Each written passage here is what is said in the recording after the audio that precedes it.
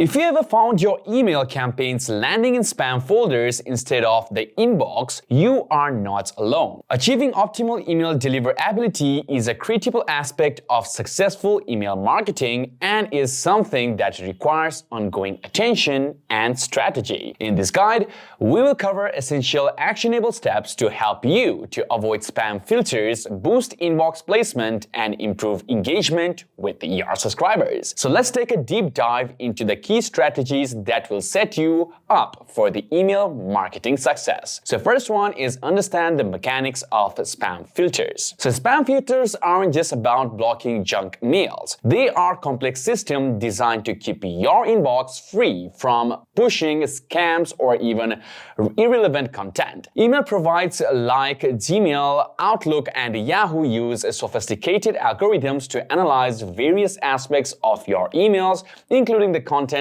sender, reputation, and even engagement history to determine if your email is legitimate or spam. So the key factors of spam filters consider first is to sender reputation. So whether your email domain has been flagged for spam or even associated with poor sender behavior, for example, high bounce rates. And second one is content quality. So emails with heavy promotional languages, deceptive subject lines, or even certain trigger words can be flagged as well. So third one is the authentication status. So proper authentication mechanisms such as SPF, DKIM, and DMARC help verify the sender is legitimate. And the fourth one is engagement metrics. So low open and click rates or high unsubscriber rates can trigger your spam filters to treat your emails with suspicion. So by understanding how these factors work, you can tailor your strategy to work with spam filters rather than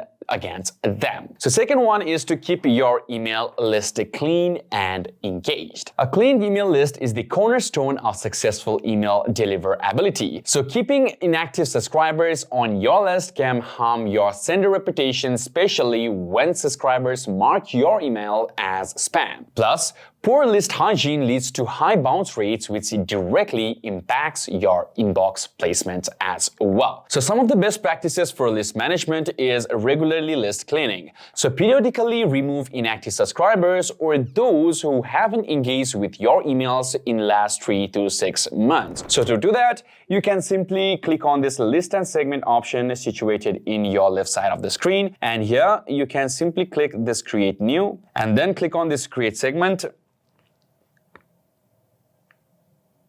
Then after that, you will need to fill out the name. So let me just quickly fill this out. Then after that, you'll be also asked to select a condition. So as you can see, there are multiple options. So choose one which is appropriate for you. And after that, so you can edit this as well.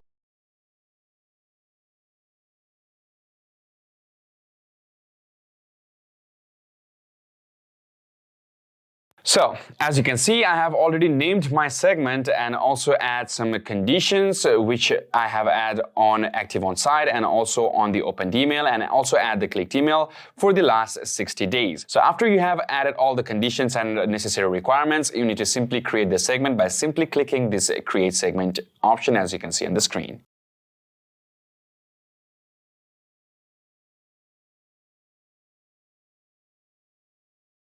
So after you have created a segment and filled out all the required informations, then you will be directed into this page. So now you can see on the top of the screen, there are many options such as edit definition, segment growth, engagement, and even settings. So let me just explain this quickly. So engagement is based on your segment list, based on engagement behavior. So this helps you send more relevant content, increasing your open and click rates. For instance, segment active users or inactive users and those who have unsubscribed or marked previous emails as spam. And also you can re-engagement campaigns. So for inactive customers, you can send a well-crafted re-engagement email offering something of value such as a special offer to entice them back into the fold. So here is a pro tip for you guys. So even when removing our subscribers, always give them an easy option to unsubscribe. So this reduces the chances of them reporting your emails as spam. So third one is implement email authentication, so which are SPF, DKIM, and also DMARC. So setting up email authentication ensures your emails are verified as coming from a trusted source, reducing the chances that they will end up in the spam folder.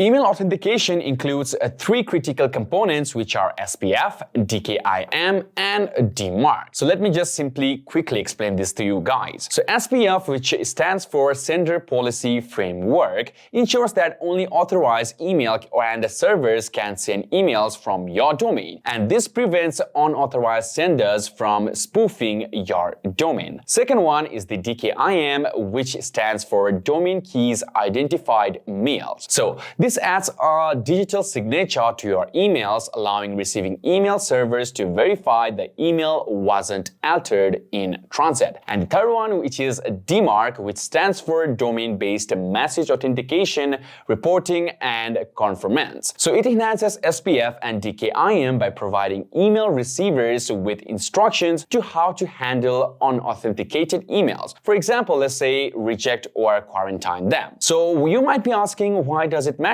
By implementing these authentication protocols, you are sending a strong signal to email providers that you are who you say are, and making it harder for malicious actors to impersonate you, and helping to establish trust with inbox providers. So here is how you can implement. So work with your email service provider or ESP or IT team ensures that SPF, DKIM, and DMARC are properly set up, and your ESP may offer guides or even automated configuration options as well. So to check if your domain setup is verified or not, so simply go on to your business name situated at the bottom left and then go to settings, and here you can see the options of domain, and simply click this and you can see it is already verified, and you can even edit it by simply clicking these three dot options and take some actions based on your requirements. So moving on to another step is to avoid spammy language and red flags. So certain words or even phrases and email structures can immediately trigger spam filters. So these are often associated with unsolicited emails or your make emails more likely to be flagged. Spammy words to avoid are free, guaranteed, risk-free, or even winner. So too many exclamation marks or overuse